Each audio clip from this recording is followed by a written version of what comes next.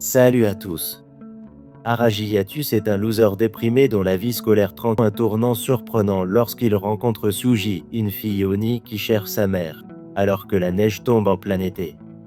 Leur voyage commence, rempli de monstres fous et de zones cachées. Un garçon rêvasquant, soudain, il sort de sa torpeur et descend du train. Le garçon, Araji, se rend à l'école et demande à quelques camarades s'ils veulent voir ses devoirs puisqu'il les a terminés. Ils acceptent joyeusement. Plus tard, en classe, le professeur demande à chacun de choisir une partie et de la peindre. Cependant, Araji regarde autour de lui, n'ayant pas d'amis particuliers. Le professeur lui dit alors avec entrain qu'il devra dessiner seul aujourd'hui.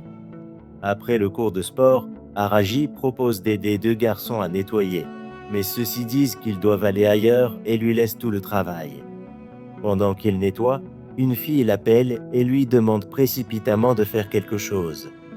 Araji essaie de refuser, mais elle insiste, disant qu'elle n'a personne d'autre à qui demander.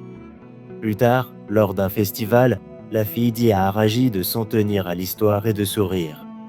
Elle le présente comme son petit ami, ce qui excite les autres filles qui commencent à poser des questions.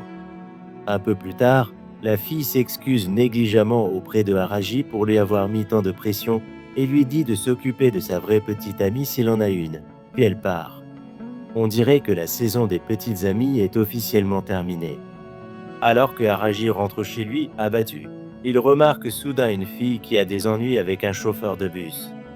Araji essaie de l'ignorer, mais se précipite vers le bus et propose de payer son ticket. La fille descend simplement du bus et demande à Araji pourquoi il a essayé de l'aider. Araji répond qu'elle semblait avoir besoin d'aide et commence à partir. Cependant, la fille laisse tomber ses affaires et dit qu'elle a effectivement besoin d'aide. Ils marchent ensemble et elle se présente comme Tsumuji avant que Araji ne l'emmène chez lui. La mère de Araji dit qu'elle est contente que Tsumuji soit passé avant qu'elle ne commence à préparer le dîner.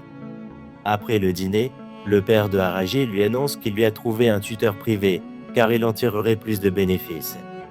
Araji, surpris, répond qu'il est déjà inscrit à une école de soutien, mais son père rétorque que c'est juste parce qu'il se sent plus en sécurité en suivant les autres, et qu'il devrait simplement écouter et faire ce qu'on lui dit. Agacé, Araji se précipite dans sa chambre et s'endort en étudiant. Cependant, il se réveille en sursaut lorsqu'il commence à neiger et qu'un monstre étrange apparaît dans sa chambre. Entendant Araji crier, Tsuji monte précipitamment et ouvre sa porte pour voir Araji ligoté par le monstre. Tsuji esquive rapidement le monstre et ordonne à Araji de se lever. Elle saute hors de la maison avec lui et ils courent aussi loin qu'ils le peuvent. Il s'arrêta enfin après un moment et Araji demande ce qu'était cette chose. Tsuji murmure qu'elle ne sait pas assez pour deviner et essaie de comprendre pourquoi il a été pris pour cible.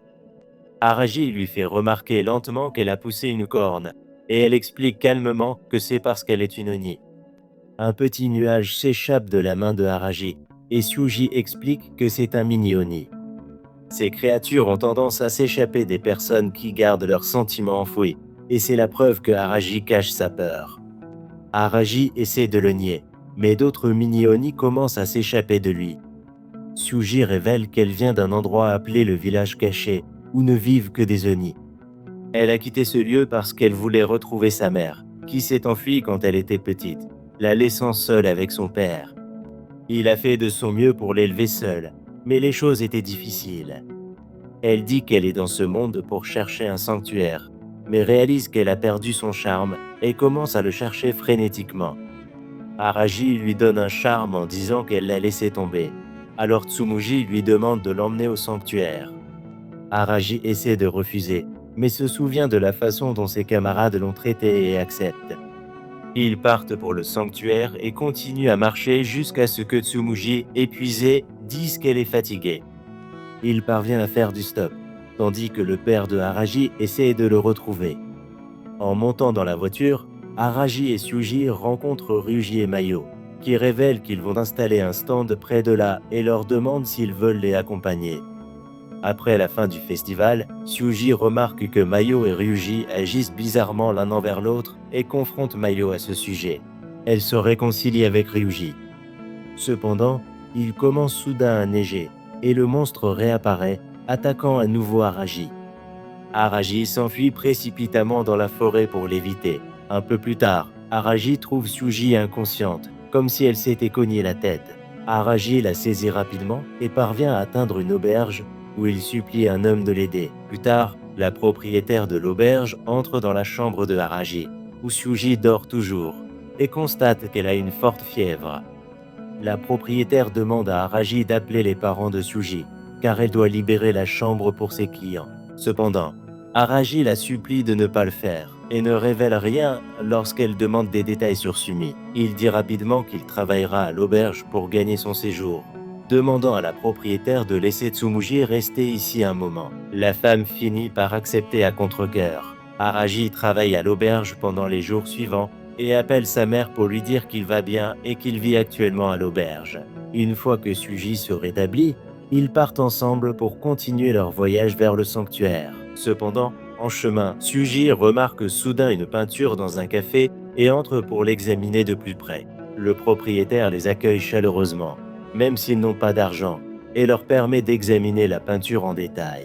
Il leur sert même du thé et leur raconte ses nombreux voyages à travers le pays.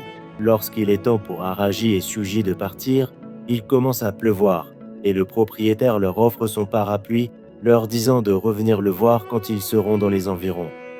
Plus tard, lorsqu'Araji et Tsuji arrivent enfin au sanctuaire, elle trouve son père qui l'attend. Il lui explique que leur village est en danger et que sa mère est toujours en vie, mais hors de portée. Frustré, Tsuji s'enfuit en colère et Araji se précipite à sa poursuite. Dans un parc, Araji essaie de la réconforter, mais ils finissent par se disputer et se séparent, comme des amants au cœur brisé. Araji murmure, abattu, qu'il n'a pas pu lui dire ce qu'il voulait vraiment, et commence à libérer une multitude de mini-oni. Son père trouve Tsumuji et lui demande où est Araji. Elle l'oriente vers lui.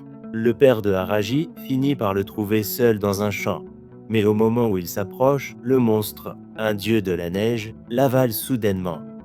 Le père de Araji se précipite vers Tsumuji et son père, leur demandant de surveiller Araji, expliquant qu'il pensait l'avoir trouvé dans un champ, mais qu'il a soudainement disparu sous ses yeux. Surprise, Tsuji s'enfuit rapidement, disant à son père qu'elle doit s'excuser auprès de Araji. Pendant ce temps, Araji, inconscient dans le corps du dieu de la neige, commence à briller et provoque l'explosion du dieu. Il tombe hors du dieu de la neige et atterrit dans la neige, où une femme le trouve rapidement. Alors que Tsuji et son père se précipitent pour rejoindre Araji, son père leur offre un lift. Cependant, Tsuji note qu'ils ne peuvent pas l'emmener dans leur village caché et descendent rapidement de la voiture. Araji se réveille avec une corne de nid, et la femme et ses collègues l'emmènent rencontrer le chef Goin après l'avoir protégé des dieux de la neige. Pendant ce temps, Tsuji et son père arrivent également, mais sont arrêtés par des gardes. Son père lui dit de continuer sans lui pendant qu'il les retient. Tsuji écoute la conversation de Araji et apprend que le village utilise un masque pour invoquer les dieux de la neige, ce qui permet à leur village de rester caché. Elle comprend qu'ils doivent détruire ce masque. Elle part à sa recherche avec Araji, mais l'enferme inopinément dans le garde-manger, le remerciant en larmes pour tout ce qu'il a fait. Le père de Tsuji trouve Araji et l'aide à sortir, après quoi les autres lui donnent un manteau et une écharpe. La femme et son collègue emmènent Araji sur l'île des Oni, l'emplacement du masque. Tsuji parvient à l'atteindre et découvre qu'il y a une source chaude. Araji traverse le sable et atteint le sommet de l'île des Oni pour voir Tsuji entrer dans le sanctuaire. À l'intérieur, Tsuji trouve un masque et s'apprête à le toucher quand il se redresse soudainement, la projetant en arrière. Tsuji commence à avoir des souvenirs et réalise que sa mère a dû s'asseoir au temple et sacrifier sa vie normale pour protéger le village. Cela semble être un bien mauvais compromis. Cependant, elle descend joyeusement et embrasse sa mère, qui se met à pleurer. Mais elle commence soudainement à disparaître dans un éclair de lumière, tout comme les autres dieux de la neige, et une avalanche approche. Tsuji essaie de fuir, mais est engloutie. Elle se réveille dans un endroit sombre, suit les pas de Araji et revoit leurs expériences partagées avant de se réveiller dans ses bras. Ils commencent à flotter et atterrissent devant les parents de Suji, qui l'embrassent avec joie. Les dieux de la neige disparaissent, et Araji remarque qu'il devrait partir. Suji lui dit joyeusement au revoir et le remercie pour tout ce qu'il a fait pour elle. Plus tard, Araji retourne dans le monde réel et dit en souriant à son père qu'il a beaucoup à lui raconter. Ils rentrent chez eux et ont une conversation, après quoi Araji commence à passer du temps avec ses amis et à s'amuser. Un peu plus tard, il rentre chez lui quand il aperçoit soudain le bus d'avant. Suji en descend inopinément et s'approche joyeusement de Araji, disant qu'elle est venue lui communiquer ses sentiments. En entendant cela, il rougit.